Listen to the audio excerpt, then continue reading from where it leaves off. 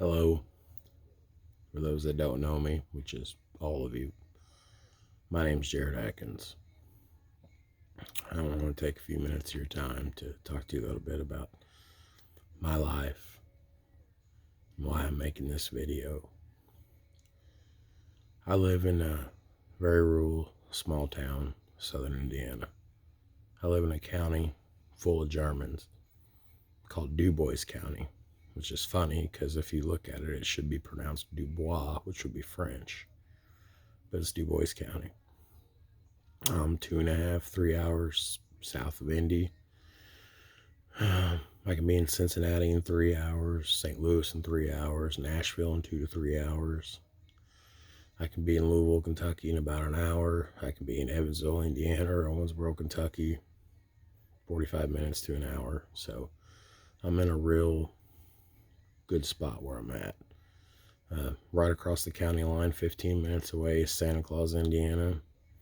NFL quarterback Jay Cutler, tight end Ken Dilger, played college football or high school football over there at Heritage Hills. Jasper, Indiana, 20 minutes the other way. The county seat of my county, Scott Rowland, where he's from, played high school baseball.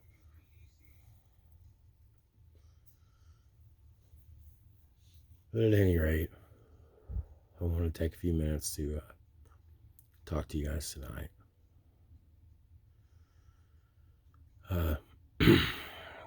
As long as I can remember, there has been 3 big parts of my life. 3 constants, 3 things that I turn to when I'm having trouble dealing with life, when I need guidance, when I just need to escape, when I need to get away.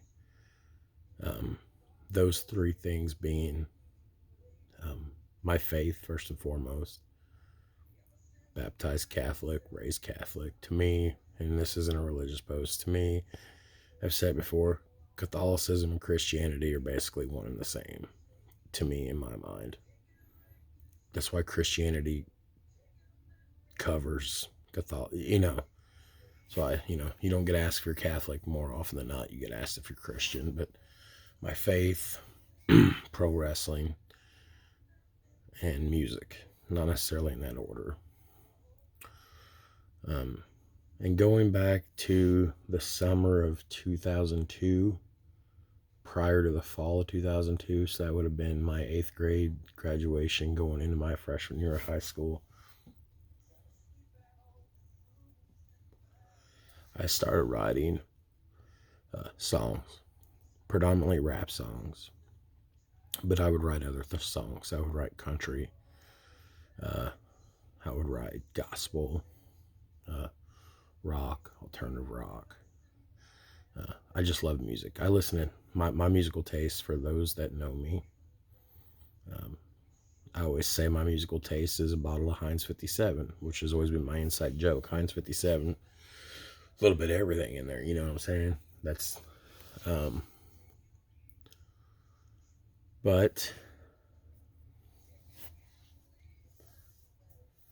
I wrote for years, filled notebooks full of stuff. Probably 2 or 3 notebooks full, 4 maybe. Throughout the years, a lot of these songs have went MIA. I don't know where they're at. I do think I still have a few of my raps from 02, 03, 04 upstairs in my master closet somewhere in a box, but a lot of the actual songs, I don't know what happened to them. They were bad. They were very bad. But I don't have them anymore. I can't sing, which is why I did a lot of the rapping. I can't sing. I don't think I can sing. I try to sing my own stuff, but my passion was always songwriting. Songwriting was where it was at. It's what I love to do. And I did it for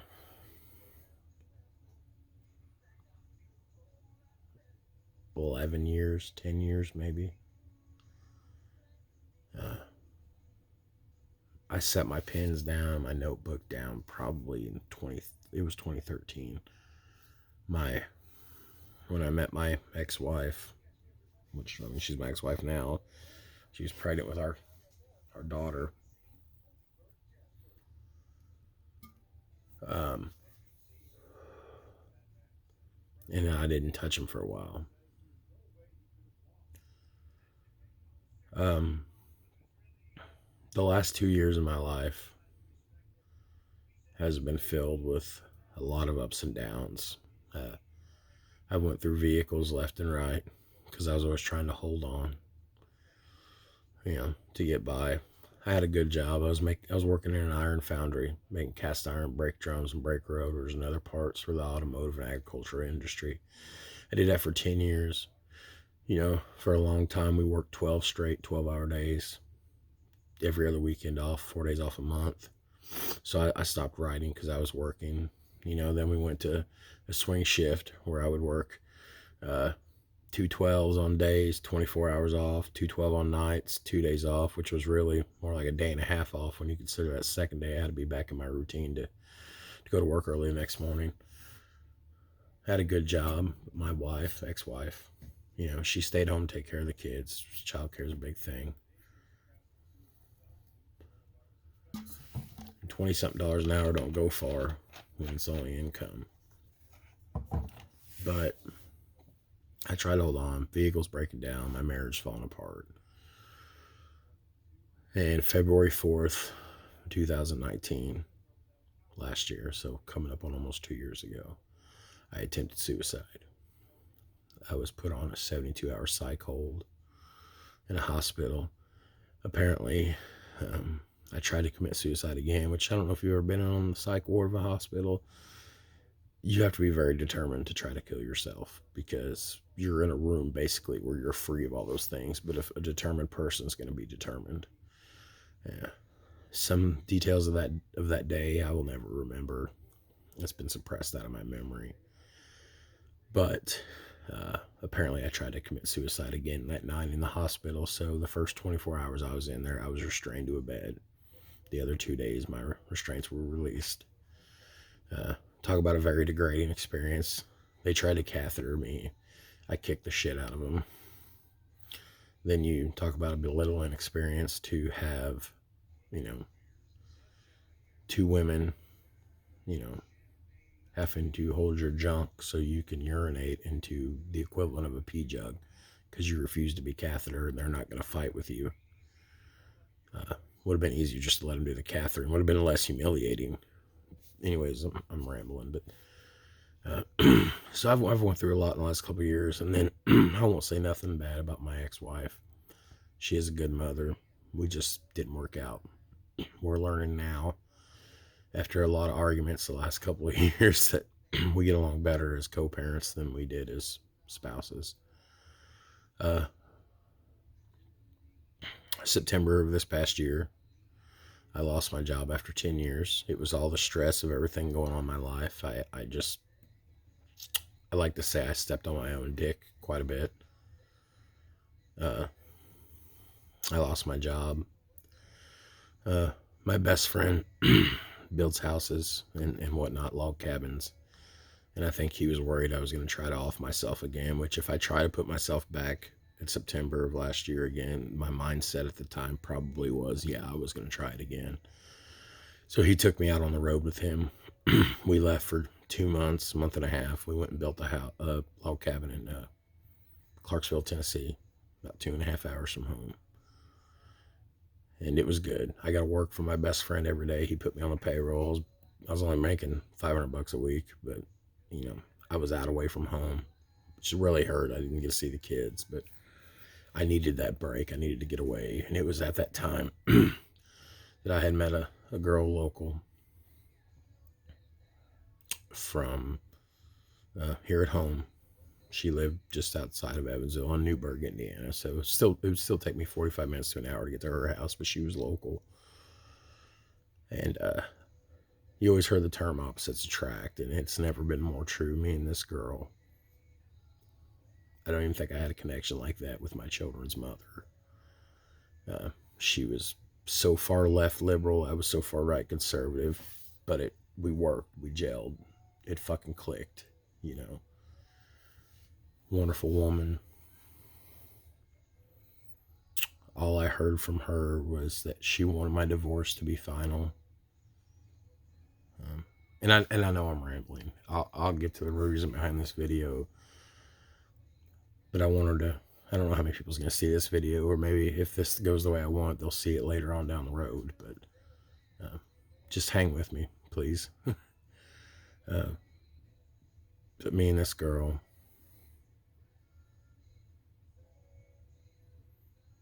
she pushed me to get my divorce done. My divorce was finished a few months ago, at the middle of August, and about 3 weeks later, over Labor Day weekend, she and I split.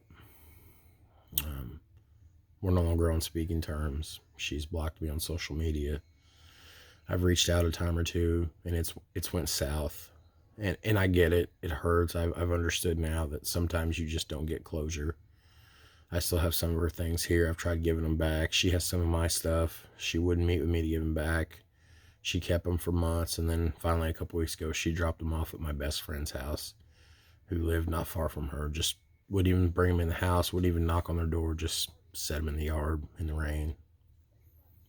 I had clothes and whatnot. I don't know what's all in there. I imagine it might be some of the jewelry I gave her. It might be my house key too. I have no idea. I haven't looked through it. I haven't picked it up. But she's turned hateful, spiteful, which in turn has pressed me to the point where at times during my conversations with her, I've put on what I like to call my bastard mask. And I don't want to say nothing bad about her, but it's hurt, and it's thrown me into a stupor and a funk and a depression. Not saying once again I was going back to suicide. I don't want to think about that, you know. But I'm not handling it well. And what this has to do with songwriting, and my best friend, he had asked me, he said, you need to find a release for this. So because I'm one of these people, I keep shit built up. I keep shit pent up. I'm a very dark person on the inside. Don't get me wrong. My children are the most important thing in the world to me, which sounds kind of fucked up when I almost left them orphaned, basically. But my children are the most important thing to me. Outside of my children, I don't really give a fuck. I'm a very dark and twisted person at times. I have a darkness in me. I've had people tell me that they've never seen an individual like me who walks the line between G and E and dark and light more than me, and that's true. I have a lot of internal struggles. I can read you Bible verses off the top of my head. I can quote you lines out of the Black Book as well. But this shit I'm holding in about this breakup with this girl, you know, we had it all set. I was gonna, you know, move in with her because we were both living far away. The company I work for I work in a manufacturing facility full time, and I have a part-time job at a grocery store. I'm working 2 jobs right now. The factory has another plant 15 minutes from her house, and the grocery store that I work at, just a little local food chain, they've got another store 20 minutes from her house. So I was set up, I could transfer both jobs and move down there with her. Anyways, you know, everything was set up, you know, get this divorce so there's nothing standing between us. And I think she got scared. And so, you know, I was just holding on to so much depression and so much just fucking anger and regret. And I was quiet. And when I get quiet and fidgety is when, you know. So my best friend, he said, why don't you write again? He said, what happened to all your songbooks? He said, when's the last time you wrote a song? And this conversation took place around the beginning of October. So it had only been a month into this breakup. And I just kind of rolled my eyes. I'm like, I'm not a writer anymore, you know. I wasn't even a singer. I was just a songwriter. I mean, there was no chance of these songs ever being sung by me. maybe. And at the time, I had always pushed to try to get a publishing deal years ago when I was writing. When I got into my really good writing, which was 2010 to 2013, that's when I was pushing to try to get a publishing deal. I was all over Warner Chappell shit. I wanted to get a staff job as a songwriter. That was my dream job.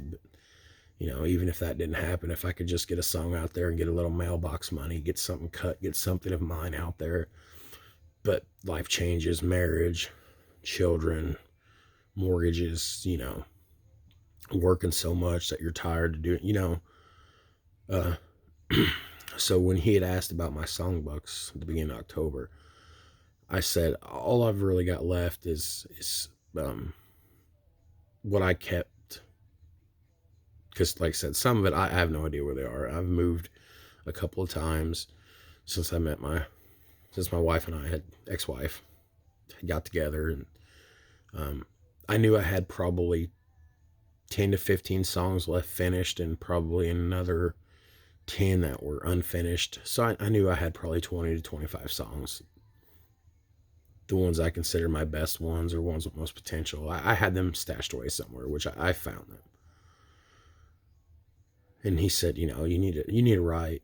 You're a songwriter. He said, who cares if you don't sing? And he said, just write, get it out of you,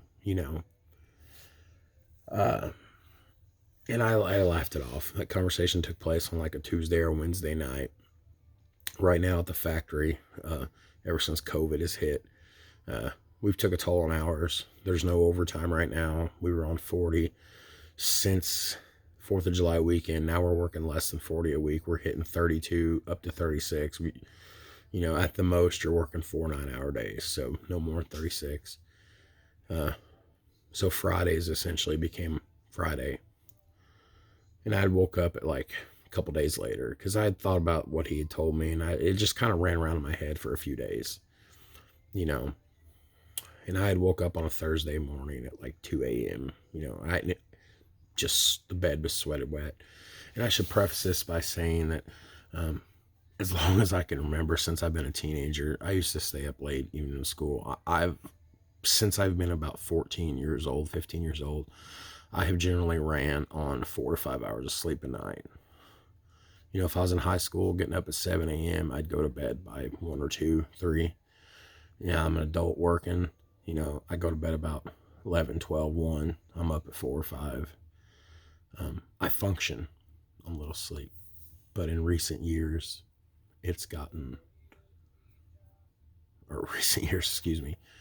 in the months since the breakup, it's gotten worse to where I'm pulling all-nighters, or I'm literally sleeping 2 or 3 hours a night, multiple nights a week, to where I get to the end of the week on a Friday and I sleep my entire Friday as away.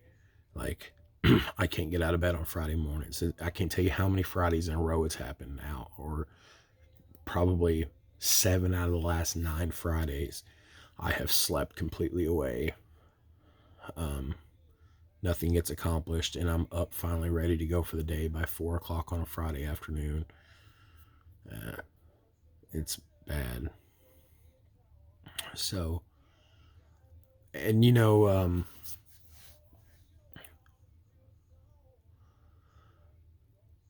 the songs I had wrote throughout the years, like I said, was all variety kind, but my favorite genre of music has always been country. And the last 15 to 20 years, it's been the underground country.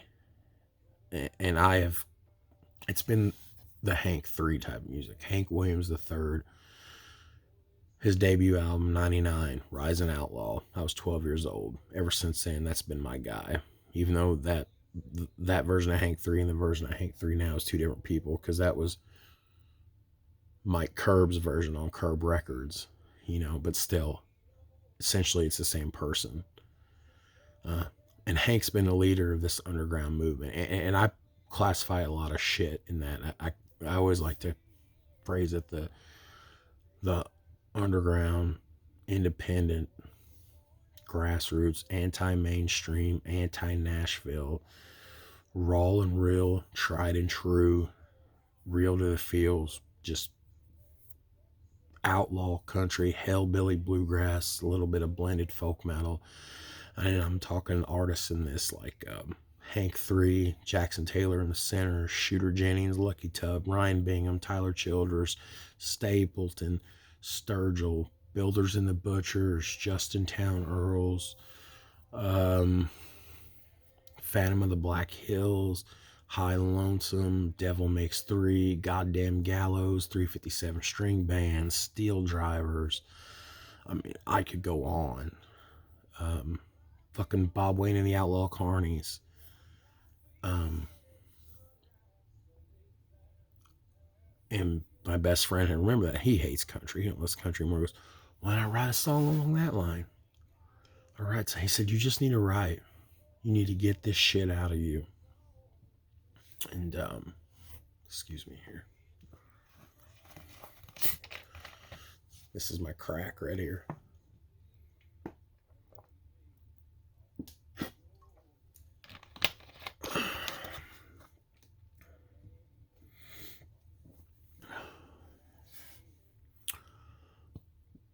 So when I woke up at 2 a.m. that morning, went in my closet, dug.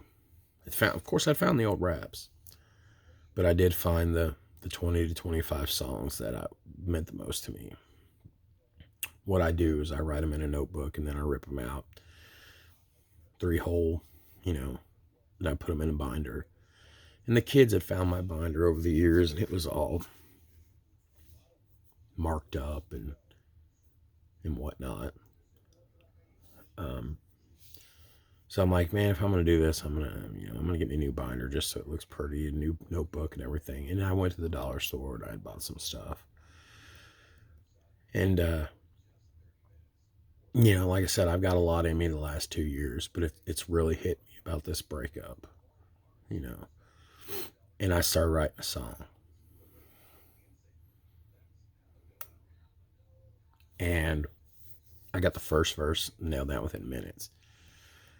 And then I hit a writer's block. It's like, and what's funny about this was the first time I had written anything since the summer of 2013, because I most of my shit is dated, and it's dated weird because I always like to know. It's just fun to think back. It's dated the particular day of the week, month, day, year, and the time. The time is the time I started writing it, like 11:37, 12:42. And sometimes if I'm really impressed with how it came out, or if it's important at the end of the song, I'll write a little note about it, a message about the song and the date it was completed on. But that song, I got stuck on after the first verse. So it's set for 2 weeks. And then over a 2-day weekend, Halloween weekend, this past year, I finished it. When I started writing, I didn't know what was going to come out. And what has came out was a breakup song. And my favorite thing about writing songs, and like I said, I've never claimed to be a performing artist. I'm not a performing artist. I just love songwriting. And I do believe I have some songs, everybody does. Your songs are like your children, your babies, and you want to do well for them. And there's songs that I have from the past years that I think could be recorded and cut. So I'm going to push, which is why the YouTube channel, I'm going to push to start playing the guitar a little better, and maybe put some of my stuff out here on YouTube and across social media. And I'm going to go back to pushing.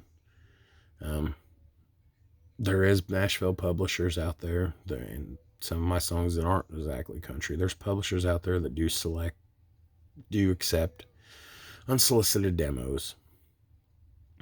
So I'm going to try to knock on some doors, and I'm hoping the people that see this, I don't know at what point people will see this, but I have good faith that eventually people will see this. I created this YouTube channel like 2010, 2009. I think I've had 4 videos. I deleted 3 of them, and the only one I got up there was recorded like 9 years ago, and it's got 77 views, and it's a picture of me, or a video of me trying to fucking play a guitar, more or less just talking about my guitar like an idiot, because it was a custom built guitar by a one-eyed guy in French Lick, Indiana. the same town where Larry Bird's from. But anyways, this song I wrote turned out to be a breakup song, and it was a different kind of breakup song. It wasn't a, and that's one of my favorite songs to write. Even if I wasn't going through a breakup songs are the best to write, because when you go through a breakup / divorce, there's a wide range of emotions that encapsulate that. There's anger, resentment, depression, longing, lust, sex. You get horny, you need to get laid. Like, there are so many facets attached to a breakup. That's why those songs are the best to write. And what I wrote was, sometimes in the rap game it would be called heat or rebuttal. You know, rap, I've always believed rap is a quote unquote contact sport, you know. Roll punches, swing punches, bring the heat.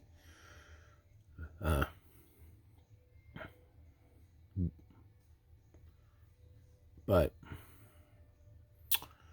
I guess technology has evolved and things have changed.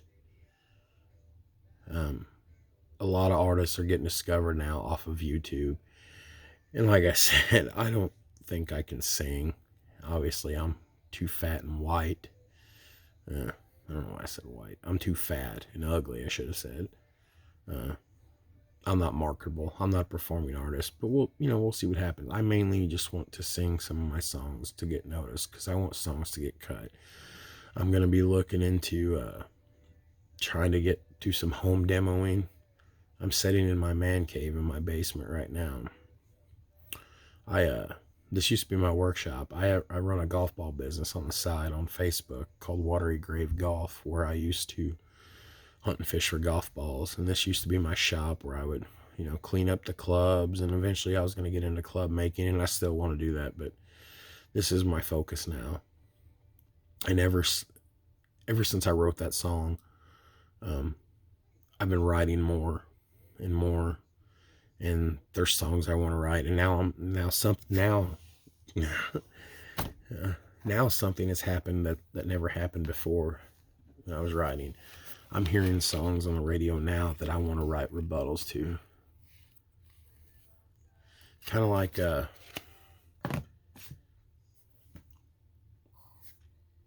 can't think of her name, and it pisses me off because I'm all about country. When she wrote It Wasn't God Who Made Honky Tonk Angels, was kind of like a direct response to Hank Thompson's Wild Side of Life.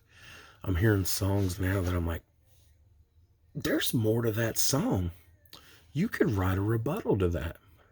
The biggest thing is a song that I've been blowing up for the last 2 weeks on my Spotify has been Eric Church's Crazy Land. God almighty, if that doesn't totally encompass everything I've been feeling with this breakup. And I've been thinking about writing a response to that. Plus, on the classic rock side of things, I've been blasting a lot of the late Eddie Money lately. And, he's got 2 Tickets to Paradise. And then the breakup, Crazy Land. So I've had this idea in my head, 2 tickets to Crazy Land. We'll see what happens. Let's not get carried away. For those of you that made it this far, I thank you. For those of you that want to ridicule in the comments, bring it. I mean, probably going to be like 4 ridiculers, because probably only 20 people will see this. I want to keep writing.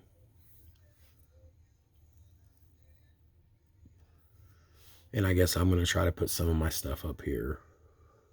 So I hope that goes well. I've got to get better at guitar playing. I can only chord like 3 chords. But then I haven't played in years. And I sold 2 of my acoustics. The custom built guitar I had, built by the one-eye guy from French Lick, I sold it on eBay. I was hard up for money a few years ago. Got $400 out of it. It was an acoustic, but it kind of had a Stratocaster type body style to it, and it was so easy to play. Sounded good. God, it was loud. It was loud. Called it a canning guitar. Uh, I keep in contact with the guy that sold it. He's played it and loved it. I had a big Johnny Cash's infamous. I laminated it onto the guitar. The guy kept it on there. But I'm thinking about, turning a small demo studio down here or something, And I'm going to get looking into the business side of things about copyrights and whatnot. But I just have a lot I want to get out of me. And now I'm seeing other songs I want to write. I've got a notebook filled with 15 ideas so far of songs that I want to write. One of them's a tribute to Kurt Cobain and Nirvana. Another one's a very personal song about my divorce. I need to do that. And there's more breakup songs coming. And everybody's doing COVID songs. Kind of like when 9/11 happened, everybody's doing 9/11. So I want to do a COVID song. I heard Luke Combs is 6 feet apart for the first time earlier this evening, and that blew me away.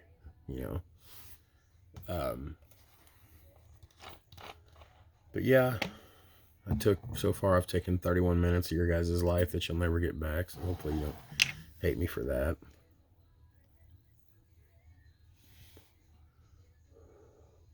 So if anybody's got any feedback or tips or opinions about songwriting or how to get foot in the door with publishers or anything, I appreciate it. Songwriters are like independent contractors or like small businesses. Small business helping small business is where it's at in this country. So I'm always going to accept help. I'm going to accept feedback. I'll never take nothing personal. If anything, criticism will motivate you more.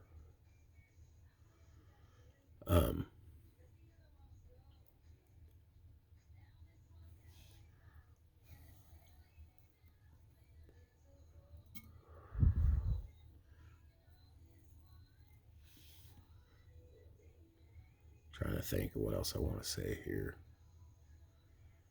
I guess I'm just getting back into writing. That's the biggest thing. We'll see where it goes.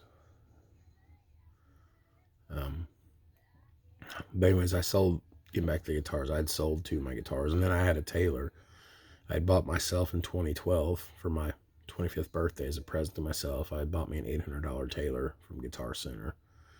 A 210 CE, laminate back and sides. That's son of a bitch. I sold it for $500 in 2015. All I have left now, and it needs some work done. It was a gift from my grandfather. I have a 1940s era Gibson acoustic, super auditorium, jumbo auditorium guitar. It's not a J200. I don't know what it is. My grandpa was born in 44. He said he remembers his dad bringing this guitar home brand new in 1949. Gibson's faded off the headstock. It's gone, or I don't know. All the identification's out of the sound hole, but I've had it looked at by a lot of people. Like, it's definitely a Gibson. It's all sanded down. My great grandfather apparently back then didn't realize what he had or how much it was going to be worth one day. Sanded it down and was going to refinish it, and it looks like crap, but it's beautiful. But I just don't like playing it. It's so jumbo. I can't get a capo on it past the 4th fret because the neck on it, and so I'm in the market for another guitar, and I'm on a budget right now, so we're talking like $100 and under guitar, which there's still several out there. I've been seeing reviews on a beautiful guitar made out of basswood by Glary Instruments. I've read a lot of reviews, and I've never found a bad one. They've got an impressive lineup. I'm looking more so at like a GT501 or a GT502 acoustic. But I'm also looking at, like a nice little $80 Rogue acoustic I've seen. But once I get a guitar, I need to get in there and study a few more chords and start, putting music to some of these songs I wrote. I will say the breakup song I did write, I did play around with a makeshift guitar app on my phone, and I think the music I have in mind, we're gonna have a capo on the 5th fret. We're gonna do A, D, and E chords. But anyways, I'll stop sucking up your time now. It's been 35 minutes. I don't even know what I'm going to title this video. I don't know how many people's going to watch it, but this is where I'm at in my life. This is where I've came from, as a survivor of suicide. And, going back to months after the suicide attempt, February 4th of 2019, I told everybody, I said, I might be alive, but right now I ain't living. And it's come full circle, this breakup now, that I'm living, but I'm definitely not alive on the inside. So music is helping that. The writing is helping that. And this is where I leave you guys. I appreciate you watching. And I hope one day I come back and this video's got a lot of views and a lot of comments. People that have enjoyed it, or like, wow, look what we've seen. We've seen all this stuff, and then we came back and found this video he posted in December of 2020, the forgotten year. But I hope you guys have a good rest of your weekend. It's early Sunday morning. So yeah, thanks a lot for your time, guys, and I'll be seeing you.